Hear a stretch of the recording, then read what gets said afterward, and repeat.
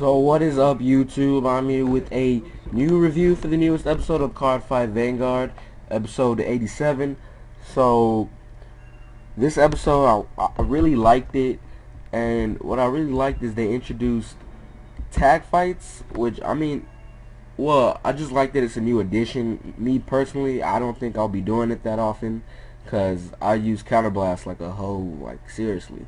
There's some decks that just abuse the counterblast, like Dragonic Kaiser Vermilion. Who's gonna want to partner up with a Narukami user? Like that's just not gonna happen.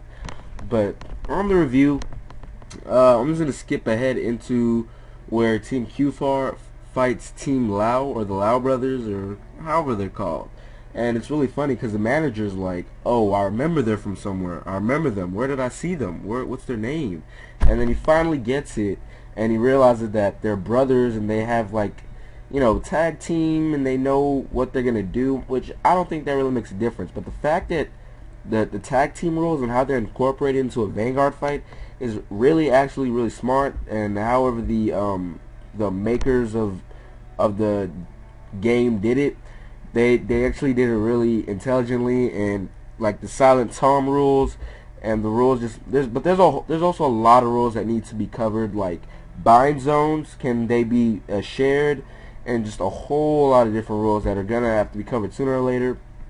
But when I heard tag team battle, like I had a vision that would be Aichi and Kamui, and my vision was like Kamui would just be unflipping damage with his Nova grapplers, and Aichi would just keep using Azel's effect, and it would just be like the most plus thing ever.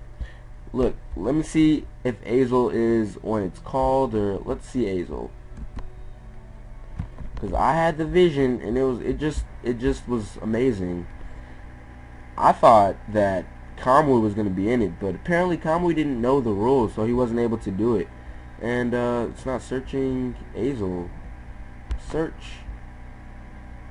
Let's try Gold Paladin. Let's see if this works. No, still nothing. Or what's going on? I don't know. Oh, because I have this open. Alright, there we go. Alright. So here's Blonde Azel right here, and Azel, yeah, the counterblast, it does not have to be called, you can just do it. So with Kamui's Nova grapplers, he would just unflip damage, and Aichi would just spam with Azel. He wouldn't even have to call anything from his hand. It would just be so broken. That's the vision I had, and I thought that would have just been awesome. That would have been like amazing, ridiculous amazing. But Misaki ended up going, and Misaki's, yeah, her Oracle thing tanks. She's gonna hog all the counterblast for herself. Yeah, that's cool. That's cool. So Aichi is actually using Pelinoir,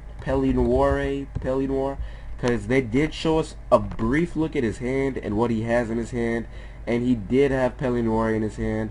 So we were able to see Pelinoir. Where is it? Right here. White hair in the moon shadow.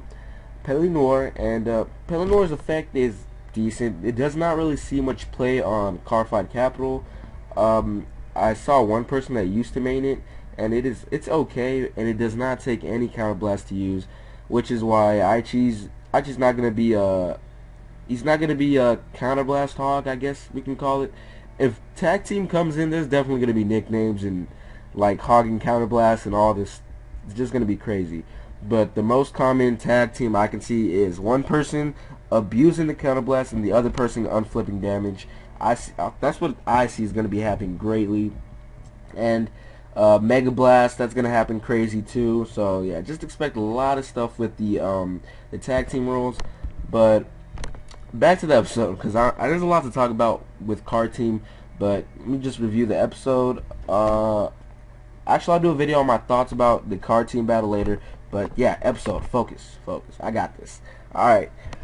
But we do see Military Raptors and the Tachikaze new set for Blue Storm Armada. It's pretty nice.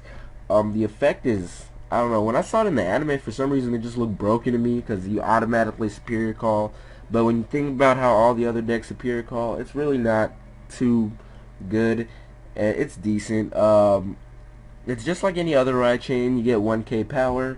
So Yeah, it's pretty decent. So we have the Lau brothers who are running Tachikaze, Aichi who's running the Pelinoire build, and Misaki who's running Coco, which is interesting, I guess. A new kind of flip from Oracle Think Tank that she's been running all episode or all season.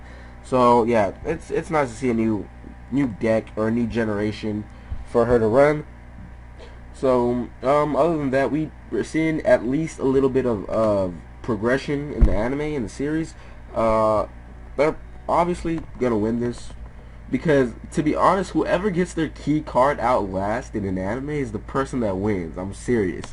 Whoever gets the most important like card out, like if you ride your grade 3 first, if your opponent rides it after you, they're gonna win. Like, that's just anime wise. Whoever rides it last is gonna win. That's just what it always is, and that's what it always has been. Same with like Yu-Gi-Oh! Whoever gets their strongest monster out last, that's who wins, because they always have the last attack. That's just how it works. So that's just my vision. I think Pelinoire is gonna get out there and probably is gonna rape everything. So it's we have a good next episode coming up. I like the tag team and how they did it. It was really intense, really fast.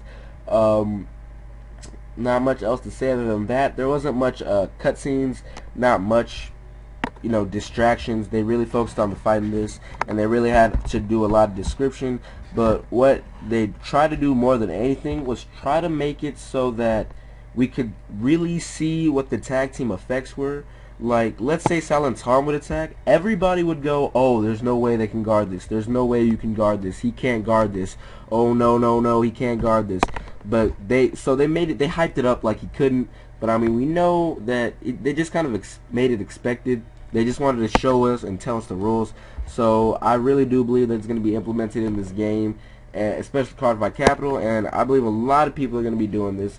But as for anime importance, I really doubt that we'll see it again. Probably just now, never again. So yeah, that's my review pretty much. Not much else to say. I'll just do a video on tag team battles. I really hope they put it on this game because tag team battles would be awesome. But I don't know how they're gonna be able to fit it on the screen. That's probably not gonna happen. If they did, they'll probably like put this chat bar and like make it kind of downwards and split the screen kind of, I don't know, but that's just what I would think. That's the best way if they want to do it. I really doubt they even have the coding and all that good stuff. So yeah, I hope you guys enjoyed this review. You guys have your own opinions. I hope you guys liked the episode. Stay safe and stay golden.